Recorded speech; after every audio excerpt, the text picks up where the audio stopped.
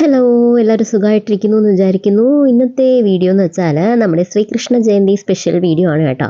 അപ്പോൾ ഞാൻ അർപ്പിതക്കുട്ടി ഉച്ചയ്ക്ക് കുളിപ്പിച്ചിട്ട് ഉറങ്ങിയ സമയത്ത് ഞാൻ അവൾക്ക് കണ്ണുമുരുകമൊക്കെ വരച്ചു കൊടുക്കാമെന്ന് വിചാരിച്ചു. ഞാൻ മുന്നത്തെ വീഡിയോയിലൊക്കെ പറഞ്ഞിട്ടുണ്ട്, അവൾ ഉണർന്നിരിക്കുന്ന സമയത്ത് കണ്ണുമുരുകമൊന്നും വരയ്ക്കാൻ അങ്ങനെ സമ്മതിക്കാറില്ല. അങ്ങനെ അതൊക്കെ വരച്ചു കൊടുത്തിട്ടുണ്ട് കേട്ടോ. അങ്ങനെ അതൊക്കെ കഴിഞ്ഞിട്ട് എനിക്കൊരു 4 മണി വരെ ക്ലാസ്സൊക്കെ ഉണ്ടായിരുന്നു. അപ്പോൾ അത് കഴിഞ്ഞിട്ടാണ് ഞങ്ങൾ അമ്പലത്തിലേക്ക് പോകാനൊക്കെ റെഡി ആയത്. ഞങ്ങൾ നേരത്തെ ഒന്നും പോകുന്നില്ല കേട്ടോ, കുറച്ചൊരു 6 മണിയൊക്കെ ആയിട്ട് പോകാമെന്ന് വിചാരിക്കുന്നു. അപ്പോൾ ഇപ്പോൾ സമയം ഒരു 5 മണിയൊക്കെ ആയിട്ടുണ്ട്. അപ്പോൾ ഞാൻ അർപ്പിതക്കുട്ടി ഒന്നുകൂടെ കുളിപ്പിച്ച് റെഡിയാക്കിയിട്ടുണ്ട്. അപ്പോൾ കണ്ണുമുരിങ്ങൊക്കെ അതുപോലെ ഇരിപ്പുണ്ട്. പക്ഷേ കണ്ണിന് എഴുതുന്ന കരി അതുപോലെ ഒന്നും ഇരിക്കാറില്ല കേട്ടോ, കുറച്ചൊക്കെ മാഞ്ഞു പോയിട്ടുണ്ട്. അപ്പോൾ അവളുടെ ഡ്രസ്സാണ്. ഈ ഒരു ഡ്രസ്സിന്റെ അൺബോക്സിംഗ് വീഡിയോ എല്ലാവരും കണ്ടിട്ടുണ്ടാവുമെന്ന് വിചാരിക്കുന്നു. ഇല്ലെങ്കിൽ ഒന്ന് ചെക്ക് ചെയ്ത് നോക്കാം കേട്ടോ. ഈ ഒരു ശ്രീകൃഷ്ണ ജയന്തിക്ക് നമ്മുടെ കുട്ടികൃഷ്ണന് ആവശ്യമായിട്ടുള്ള എല്ലാ ഐറ്റംസും ഈ ഒരു കോസ്റ്റ്യൂമിന്റെ കൂടെ തന്നെ ഉണ്ടായിരുന്നു കേട്ടോ. ഇൻക്ലൂഡഡ് മയിൽപ്പീലിയാണ്. അപ്പോൾ മയിൽപ്പീലിയൊന്നും അങ്ങനെ ഇപ്പം നമ്മൾ അന്വേഷിച്ച് ചെല്ലുമ്പോൾ മേടിക്കാനായിട്ട് കിട്ടാറില്ല. കഴിഞ്ഞ വർഷം തന്നെ അർപ്പിതക്കുട്ടിയെ വിഷുവിനോ ശ്രീകൃഷ്ണ ജയന്തിക്കോ എന്തോ റെഡിയാക്കാൻ വേണ്ടിയിട്ട് മയിൽപ്പീലിക്ക് ഒരുപാട് ഞങ്ങൾ കിടന്ന് നോക്കി, എല്ലാ കടകളിലും നോക്കിയിട്ടുണ്ടായിരുന്നു. പിന്നെ അഖിലും അതുപോലെ തന്നെ ഒരുപാട് കടകളിൽ നോക്കി. അവസാനം ഏതോ ഒരു പൂക്കടയിൽ ചെന്നപ്പോഴായിരുന്നു മയിൽപ്പീലി കിട്ടിയിട്ടുണ്ടായിരുന്നത്. അങ്ങനെ ഞങ്ങൾ മുന്നേ ഒരു പ്രാവശ്യം കൊട്ടാരക്കര ഗണപതി ക്ഷേത്രത്തിൽ പോയപ്പോൾ അവിടുന്ന് ഒരു 3 മയിൽപ്പീലി മേടിച്ചിട്ടുണ്ടായിരുന്നു. അങ്ങനെ അതിൽ നിന്ന് ഒരെണ്ണമായിരുന്നു അർപ്പിതക്കുട്ടിക്ക് പൊതുവേ യൂസ് ചെയ്തുകൊണ്ടിരുന്നത്. അപ്പോൾ ഇതിൻ്റെ കൂട്ടത്തിലൊരു മയിൽപ്പീലി ഉണ്ടായിരുന്നു കേട്ടോ. അതെന്തായാലും ഞാൻ മാറ്റി വെക്കാമെന്ന് വിചാരിച്ചു. നേരത്തെ ഉപയോഗിച്ചുകൊണ്ടിരുന്ന മയിൽപ്പീലി ഉണ്ടല്ലോ, അപ്പോൾ എല്ലാം കൂടെ എടുത്തിട്ട് വെറുതെ കട്ട് ചെയ്ത് കുഞ്ഞ് ആക്കി വെക്കണ്ടെന്ന് വിചാരിച്ചു. അപ്പോൾ എന്തായാലും ഈ ഒരു ഡ്രസ്സ് ഇടിയിപ്പിച്ച് കൊടുക്കാനൊക്കെ വളരെ സിമ്പിളാണ് കേട്ടോ. എല്ലാം നമ്മളെടുത്ത് ജസ്റ്റ് ഒന്നിങ്ങനെ ടൈ ചെയ്ത് കൊടുത്താൽ മതി. ഇതിപ്പോൾ പുതിയ ഡ്രസ്സ് ആയതുകൊണ്ട് തന്നെ ആൾക്ക് ഇടാൻ ഭയങ്കര ഇഷ്ടമായിട്ടിരിക്കുകയാണ്. അതുകൊണ്ട് ഇവിടെ നിന്ന് ഡാൻസ് ഒക്കെ ചെയ്തുകൊണ്ടിരിക്കുകയാണ് കേട്ടോ. നല്ല ആസ്വദിച്ച് നിന്ന് ഡ്രസ്സ് ചെയ്യാണ് ആള്. അപ്പോൾ ഇതിൻ്റെ കൂട്ടത്തിൽ ഈ ഒരു ഷാളുണ്ട്. ഇത് നമുക്ക് മേലെ കൂടെ ഇങ്ങനെ 1 സൈഡിലും ഇട്ട് കൊടുക്കാം, 2 സൈഡിലും വരുന്ന രീതിയിലും നമുക്ക് ഇട്ട് കൊടുക്കാം. പക്ഷെ ഞാനിപ്പോൾ അങ്ങനെ ചെയ്യുന്നില്ല. ഞാനിപ്പോൾ ഇതിങ്ങനെ ചുറ്റി കൊടുക്കാമെന്ന് വിചാരിക്കുകയാണ്. അപ്പോൾ മൊത്തത്തിലൊരു പിങ്ക് ഷെയ്ഡ് മേലെ ഇങ്ങനെ കവർ ചെയ്ത് നിൽക്കുമല്ലോ, അപ്പോൾ ആ ഒരു യെല്ലോ പിങ്ക് ഷെയ്ഡ് വരുമ്പോൾ ഒരു രസമായിരിക്കും എന്ന് വിചാരിക്കുന്നു. അല്ലാണ്ട് ഹിപ്പ് ബെൽറ്റ് ഉണ്ട്, പക്ഷെ അത് ഞാൻ കെട്ടിക്കൊടുക്കുന്നില്ല. എല്ലാം കൂടി എടുത്ത് കെട്ടണ്ടെന്ന് വിചാരിച്ചു. അതുകൊണ്ട് തന്നെ ഞാൻ ഈ ഒരു ഷോളാണ് എടുത്തിട്ട് ഈ ഒരു ഇടുപ്പിൻ്റെ ഭാഗത്ത് ഞാൻ കെട്ടിക്കൊടുക്കുന്നത്. ഹിപ്പ് ബെൽറ്റിന് പകരം ഞാൻ എന്തായാലും ജസ്റ്റ് ഒന്ന് വച്ച് നോക്കി. പക്ഷേ എനിക്ക് അത്ര ഒരു എന്താണ് മീൻസ് അവൾ കുറച്ചുകൂടി വലുതായിട്ടുണ്ടെങ്കിൽ ഇതൊക്കെ വെച്ചുകൊണ്ട് നിൽക്കും. പിന്നെ അർപ്പിതക്കുട്ടി ചൂടൊക്കെ എടുത്ത് തുടങ്ങുമ്പോൾ ഇതൊക്കെ എല്ലാം ഇങ്ങനെ ഓരോന്നോരോന്ന് വലിച്ചിളക്കും. അതുകൊണ്ട് ഞാൻ ഹിപ്പ് ബെൽറ്റ് ഇപ്പോൾ വെക്കണ്ടെന്ന് വിചാരിച്ചു. പിന്നീട് എപ്പോഴെങ്കിലും എന്തെങ്കിലും ആവശ്യം വരുന്ന സമയത്ത് അങ്ങനെ ചെയ്യാമെന്ന് വിചാരിച്ചു. അപ്പോൾ ഇത് ഈ കയ്യിൽ കെട്ടുന്ന സംഭവമുണ്ട്. ഇതിൻ്റെ പേര് സത്യത്തിൽ എനിക്ക് എന്താണെന്ന് അറിയത്തില്ല കേട്ടോ. നിങ്ങൾക്ക് ആർക്കെങ്കിലും ഇതിൻ്റെ പേര് അറിയാമെന്നുണ്ടെങ്കിൽ ഒന്ന് കമൻറ്റ് ചെയ്യാം കേട്ടോ.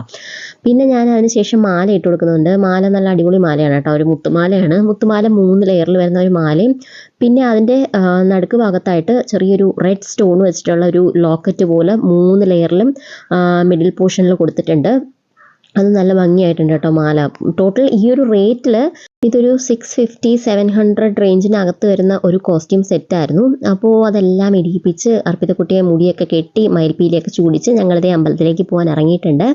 ഞങ്ങൾ ഘോഷയാത്രയ്ക്കൊന്നും നിന്നില്ല. ഘോഷയാത്ര നമ്മൾ വരുന്ന വഴിയിൽ നിൽക്കുമായിരുന്നു. അപ്പോൾ അർപ്പിതക്കുട്ടിയും ഞാനും അമ്മയും കൂടെ അമ്പലത്തിലെത്തിയ സമയത്ത് മാമിയും കുഞ്ഞാറ്റയും കൂടെ അവിടെ വന്നിട്ടുണ്ടായിരുന്നു.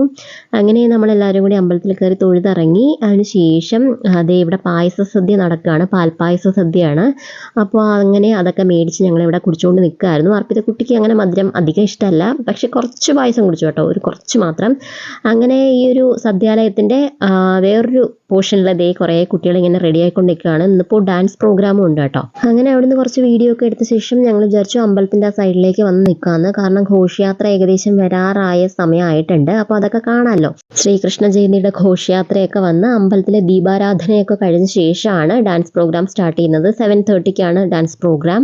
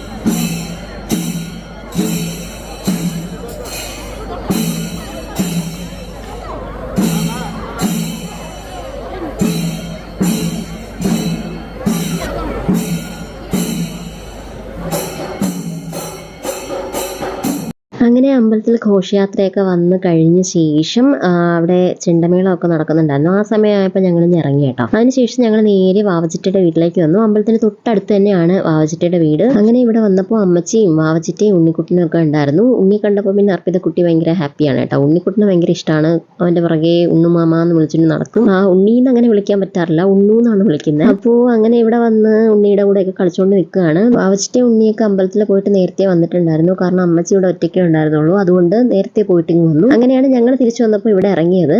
അപ്പോൾ വീട്ടിൽ വെച്ചിട്ട് ഞാൻ അർപ്പിതക്കുട്ടിയെ ഒരുക്കിയിട്ട് അവിടെ അച്ഛനെയും അമ്മയൊക്കെ വിളിച്ചപ്പോൾ വീഡിയോ കോൾ വിളിച്ച സമയത്ത് അവരെടുത്തില്ലായിരുന്നു, കുളിക്കുന്നതൊക്കെ തിരക്കിലായിരുന്നു തോന്നുന്നു. അങ്ങനെ ഇവിടെ വന്ന ശേഷം ഞാൻ ഒന്നുകൂടെ വിളിച്ചു നോക്കി. അപ്പോൾ അമ്മയും അച്ഛനൊക്കെ അമ്മൂമ്മയുടെയൊക്കെ വീട്ടിൽ പോയേക്കായിരുന്നു. പിന്നെ ഞാൻ അമ്മൂമ്മയുടെ ഫോണിലൊക്കെ വിളിച്ച് അവരെ വീഡിയോ കോളൊക്കെ വിളിച്ച് അർപ്പിതക്കുട്ടി സംസാരിച്ച് അതൊക്കെ കഴിഞ്ഞ് ഞങ്ങൾ കുറച്ച് ഫോട്ടോസൊക്കെ എടുക്കാമെന്ന് വിചാരിച്ചു. അങ്ങനെ ഫോട്ടോ എടുക്കാൻ വേണ്ടിയിട്ട് ഇവിടെ വെളിയൊന്നും നിന്നതാണ് കേട്ടോ. ഞങ്ങളിവിടെ വന്നപ്പോൾ ചിറ്റപ്പൻ എത്തിയിട്ടില്ലായിരുന്നു, ചിറ്റപ്പൻ ഇനി വരികയുള്ളൂ. അങ്ങനെ കുറേ നേരം അകത്തുനിന്ന് സംസാരിച്ച് അർപ്പിതക്കുട്ടി ഒരു പഴമൊക്കെ കഴിച്ച് കുറച്ച് ഫോട്ടോസൊക്കെ എടുത്തു. ഇതിൻ്റെ ലാസ്റ്റ് ഞാൻ ഇന്നെടുത്ത ഫോട്ടോസൊക്കെ കാണിച്ചു തരാം കേട്ടോ.